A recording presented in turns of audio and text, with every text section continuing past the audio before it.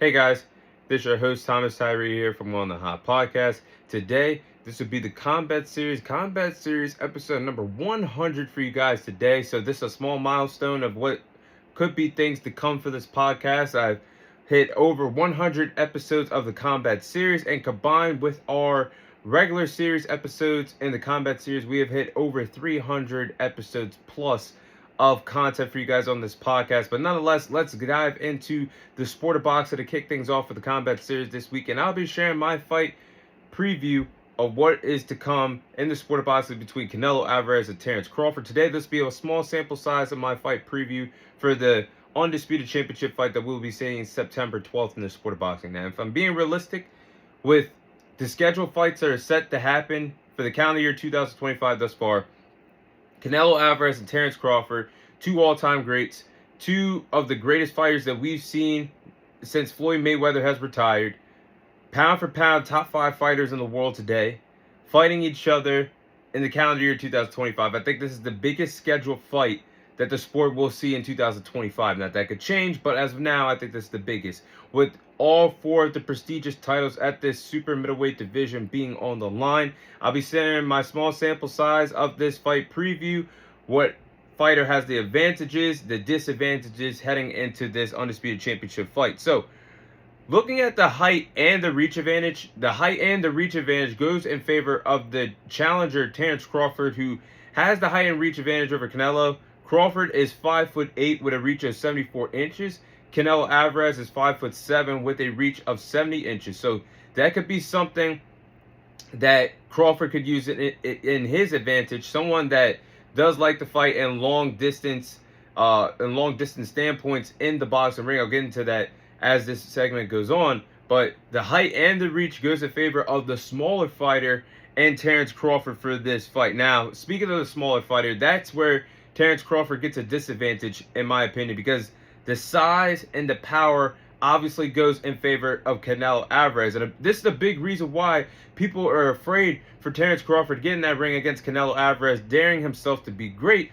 It's because Canelo Alvarez has the clear size and the power advantage heading into this championship fight. Canelo Alvarez has fought at this super middleweight division for quite some time now. He's a 2-time undisputed champion at this super middleweight division. First ever undisputed champion and the only undisputed champion at this super middleweight division. So, somebody that's been very comfortable cutting the weight at 168 pounds for years, going against Terence Crawford. Terence Crawford, you guys, started his career all the way back years ago. Started his career at the lightweight division. That's 135 pounds in the sport of boxing. And now is going all the way up to the super middleweight division. So, the last time we've seen Terence Crawford in the boxing ring, when he moved up from welterweight after became a 2-time undisputed champion, 2 different weight classes, when he moved up to the super welterweight division on 154 last summer against Israel Madrimov, people seemed like he didn't look as strong or as comfortable at that weight class.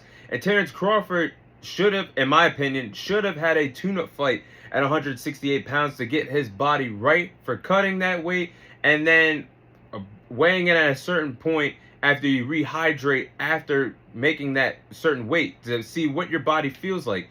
But he didn't do that. That's what I would have did if I was Terence Crawford. So the size and the power goes to Canelo Alvarez. Plus, he has that thunderous power that you guys can feel.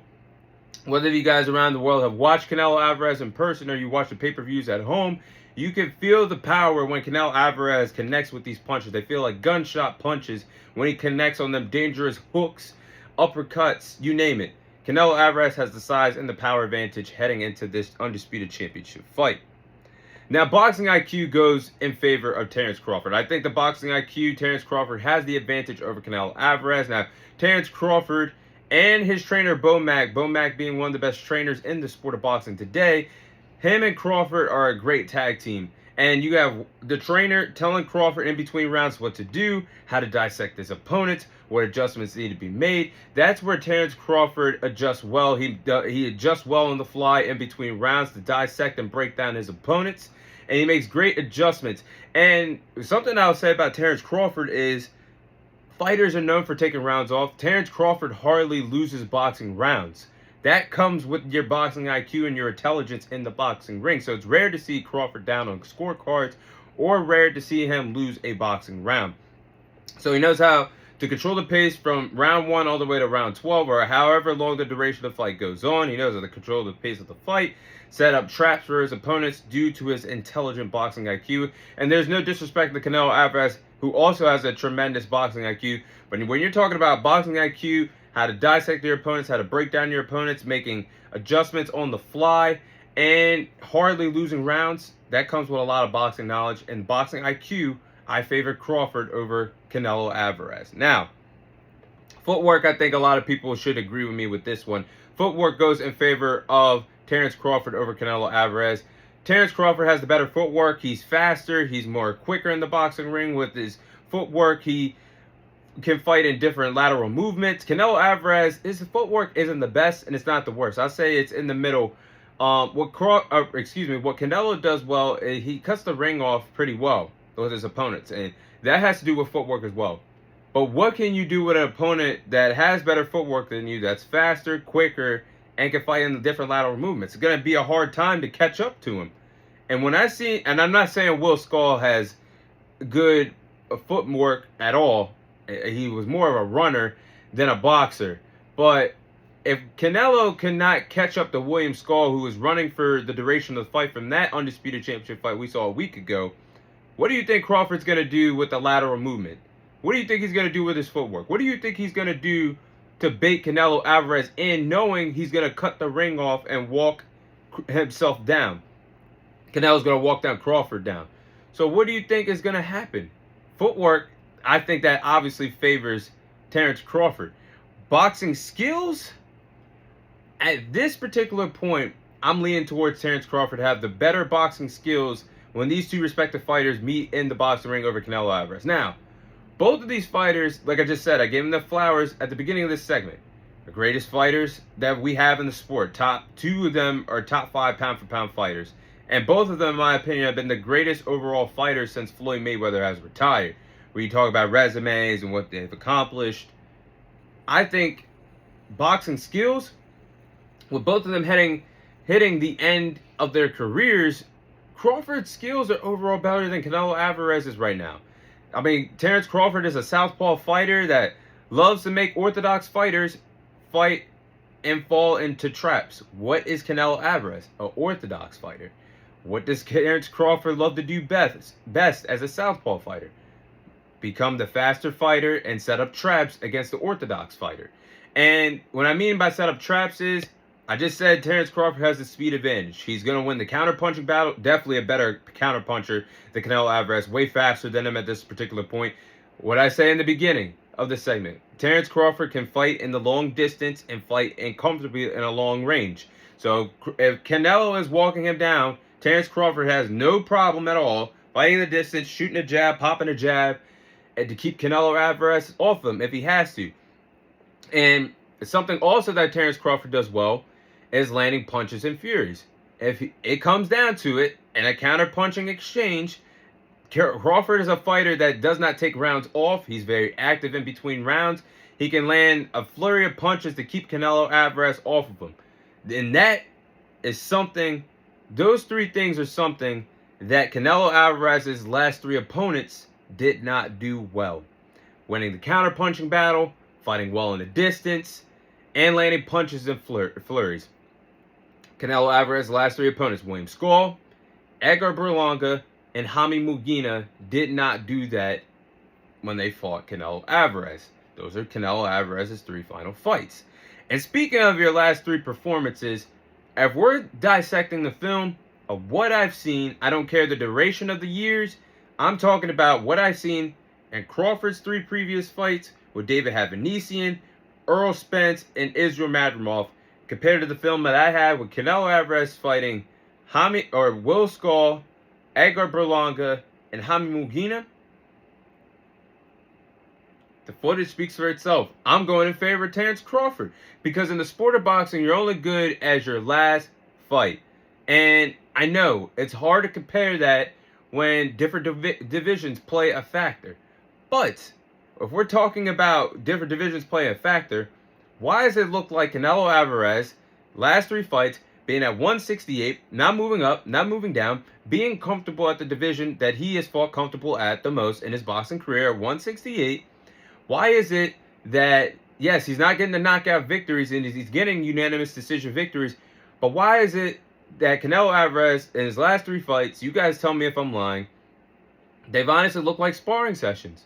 They have looked like sparring sessions. You can break down each and every single fight.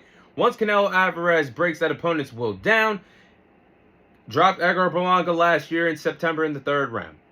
Clear shutout. Dropped Tommy Mugina last Cinco de Mayo weekend in 2024.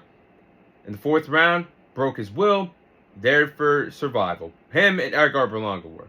And Will Scar didn't even want to get touched up. So you have 3 opponents that you single-handedly cherry-picked wanting to fight for survival. Meanwhile, Crawford has fought some 3 good opponents in his last 3 fights. Knocked out David Havanesian in 2022. Against Earl Spence, I think he had a shutout performance against Earl Spence, who was a top 5 pound-for-pound fighter at that time for the welterweight titles in the summer of 2023. Then, when he moved up to August, did he look the best at 154 in his debut at the super welterweight division? No. And I've said that several times. And that's the reason why a lot of people thought, rightfully so, that this Crawford and Canelo fight would obviously be dead, because we thought Crawford would never move up past 154. But you guys got to think about the opponent that Israel Madrimov was. He was undefeated. He's still a tremendous fighter, even though he just lost against Virgil Ortiz Jr. in February. Terence Crawford took his 0 and had a pretty solid performance against Israel Madrimov. Wasn't his best, wasn't his worst. But if I'm taking the 3 fights that I've seen Crawford, 2 out of 3 of those guys are solid talent. David Havanesian, maybe not so much. But Earl Spence, Israel Madrimov, he took both of their 0s and gave both of those fighters their first losses in their boxing careers.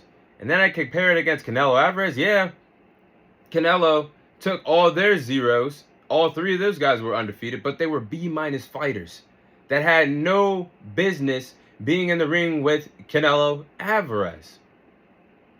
So, if I was going based off of that, if I'm going based off of everything that I just said, right now, I'm leaning more towards Terence Crawford than Canelo Alvarez in this fight. Now, other than the weight advantage of Crawford moving up 2 weight classes to the super middleweight division at 168 pounds, a division he's never fought at before, what advantages other than the weight and the power advantage does Canelo Alvarez have over Crawford?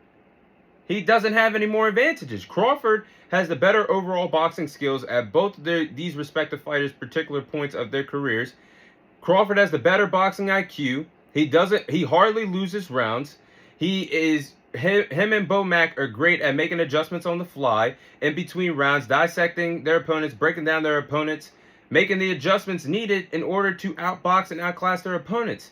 And Crawford is the much faster, much quicker fighter with the better overall boxing skills. He has the better footwork, can fight in different lateral movements, win the counter-punching battle. Canelo Alvarez likes to walk his opponents down and cut the ring off. What are you going to do if Crawford doesn't let you do that? And he fights at different lateral movements, and he uses his footwork. And what Crawford does as well against orthodox fighters like Canelo is fight well in the long distance and create traps to frustrate his opponents. And I could see him doing that against Canelo Alvarez. And if we're talking facts, you're only good as your last fight in the sport of boxing. I just said Canelo Alvarez's 3 last opponents, William Skull, Edgar Berlanga, Jaime Mugina, were B- fighters, and all 3 of those fights look like sparring fest once Canelo Alvarez establishes power. Compared to what I've seen Crawford in his last 3 fights, getting 2 out of 3 knockouts, yes, in different divisions, against David Havanesian, Earl Spence, which was a masterclass performance in an undisputed championship welterweight fight, and a solid performance against Israel Madrimov at his debut at the super welterweight division last summer. I don't have a prediction yet, but if I'm being honest with you guys, based off of everything I just said, everything I just broke down, Crawford right now, to me, is in the driver's seat for pulling off the upset. And I can't wait to break down this fight more for you guys in September, because as a boxing fan, this is obviously the fight that I have circled for towards the back end of 2025, September 12th in Vegas.